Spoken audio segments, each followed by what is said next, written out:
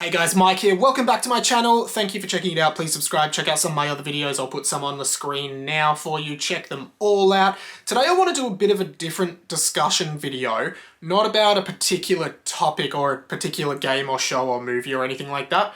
I actually want to talk about a problem that I am seeing in the gaming industry at the moment that is actually kind of concerning me. And yeah, I want to talk all about it in this video. Here we go. Okay, so at the moment, in terms of what consoles I have, I've got a PS5 and a Nintendo Switch. Those are my main kind of consoles that I use to play games at the moment. The main problem that I am seeing with the PlayStation 5 that is actually starting to really concern me is the fact that video game prices are at an all-time high, and I think this is really dangerous for the PlayStation 5 moving forward. I've always been a really big supporter of PlayStation. I've never owned an Xbox, but the Xbox Series looks really good, and I am interested in some of the first-party games like Halo, and I might actually pick one up. And at the moment, I'm really turned off PlayStation because, as I said, these game prices are just so high, and not like high as in like new game high as they've been in the past, but just generally the recommended retail price for PlayStation 5 games is incredibly high. Probably my most anticipated game, and I believe like the first proper first-party PlayStation game released in 2021, Ratchet Clank Rift Apart, is selling for 125 Australian dollars at EB Games. And EB Games here is basically like the American GameStop, and $125 is really, really high. EB Games does sell games for the recommended retail price as well, whereas other stores like JB Hi-Fi, which more traditionally have lower prices and make a loss on their games because they're not only game stores, they're big electronic stores that sell lots of things, they are still selling it for, I believe, 110 Australian dollars.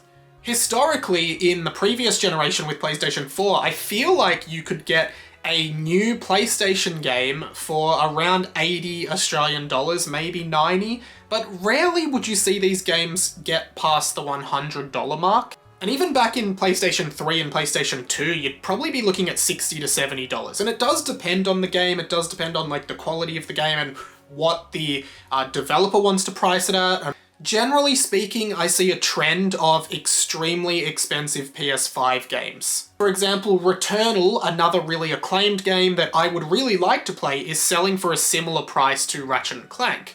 And I guess herein lies the problem. I am willing to pay that much money to play Ratchet Clank Rift Apart because it's one of my favourite series of all time, and I really expect to love it, and I know I'm going to get my money's worth, and I want to play it day one. I'm really looking forward to this game. But with something like Returnal, which is a new IP, a new game, something that I don't necessarily have that connection with but would like to try, it just isn't really worth the $120 investment for me to try a game that I might not like. Please don't get me wrong, because I do understand that a lot of these games, to be the amazing games they are, take a lot of man hours, take a lot of work, and become more expensive to produce to the standard that the industry is starting to expect it. So I do understand that a price hike is sort of inevitable for games.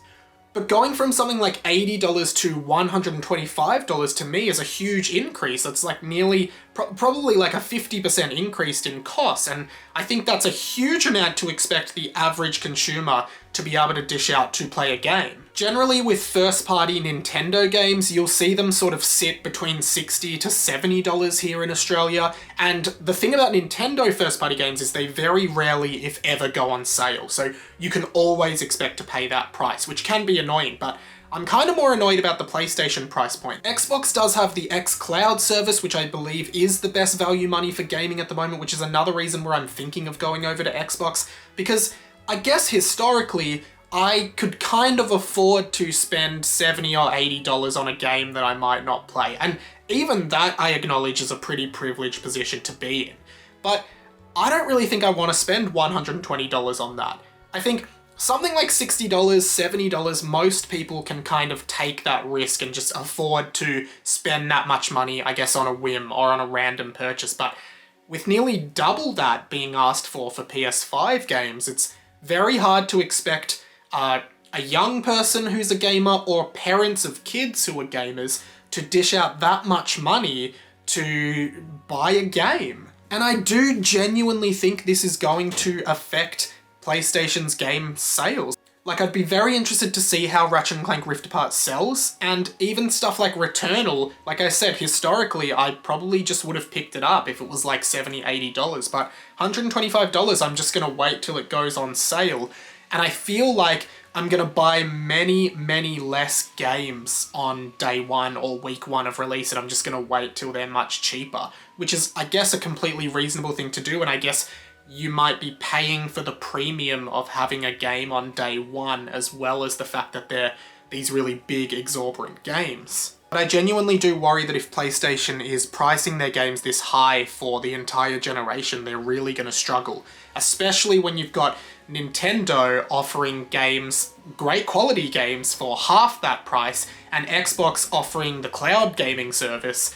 I think PlayStation doesn't really have a leg to stand on in that way. And I could be wrong, maybe a lot of gamers are willing to pay $125 for first-party PS5 games, but I would say that I work pretty regularly and I have a stable income, but even I'm pretty questioning that amount of money and how badly I really want to play these games. Again, $60 to $70, really easy to just make that choice and not really feel it, but $125 seems pretty extreme to me. I would say that $99 would be a decent price point. Anything in the 3 digits feels just really excessive, and yeah, I genuinely am fearful because not only are there not that many games on the PS5 yet, and of course you can play the entire PS4 library, and that's great, but generally speaking, I just don't know if people are going to get on board with games that expensive. And particularly now where there's a shortage in PS5s and people are having to look at what else is out there, whether they're buying for themselves or buying for their kids. Like, if you could buy a Nintendo Switch, which just generally as a console is much cheaper, and uneducated parents, and I mean uneducated in the world of gaming, they probably are like, yeah, this looks good, and that is probably a good option for kids as opposed to a PS5, which might have some more, mature games.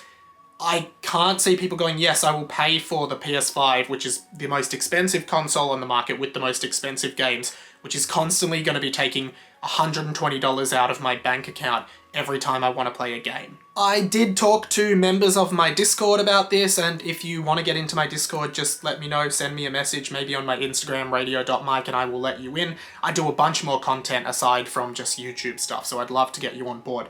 I had a few responses.